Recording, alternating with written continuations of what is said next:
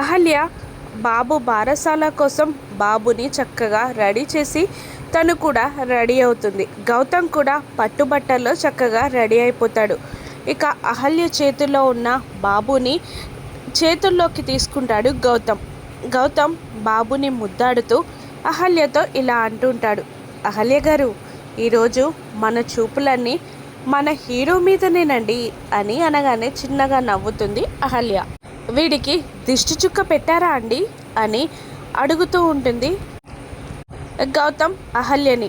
పెట్టానండి అని అహల్య సమాధానం చెప్పగానే బాబుని కాస్త ఊపుతూ ఎగిరేస్తూ ఆడిస్తూ ఉంటాడు గౌతమ్.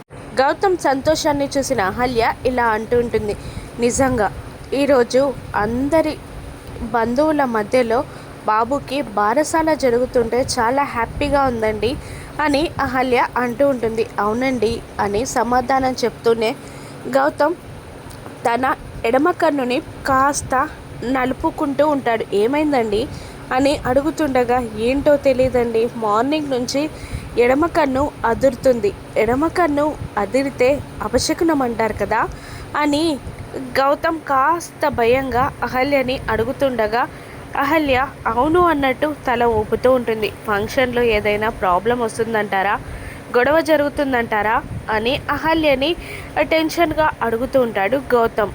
కానీ తను ఇంటి నుండి వెళ్ళిపోవాలి అనుకున్నందుకే గౌతమ్కి అలా ఎడమ కన్ను అదురుతుందేమో అని మనసులో అనుకుంటూ ఉంటుంది అహల్య. మరోవైపు యామిని బాబుని కిడ్నాప్ చేయడానికి ఒక మనిషిని అరేంజ్ చేసి ఆ ఇంట్లోనే పెడుతుంది. నువ్వేం చేస్తావో నాకు తెలీదు, ఈరోజు బాబుని నువ్వు కిడ్నాప్ చేసి తీసుకొని వెళ్ళిపోవాలి, ఫంక్షన్ ఆగిపోవాలి అని ఆవిడకి యామిని చెప్తుండగా ఓకే మేడం అని అంటుంది ఆవిడ.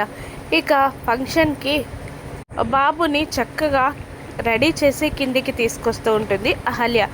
బాబుని యామిని కిడ్నాప్ చేయగలదా? ఫంక్షన్ సజావుగా జరుగుతుందా? గౌతమ్ ఊహించిన అపశకునం ఏంటి? అహల్య ఇల్లు వదిలిపెట్టి వెళ్ళిపోతుందా? రాను ఎపిసోడ్స్లో చూద్దాం. Thank you for watching.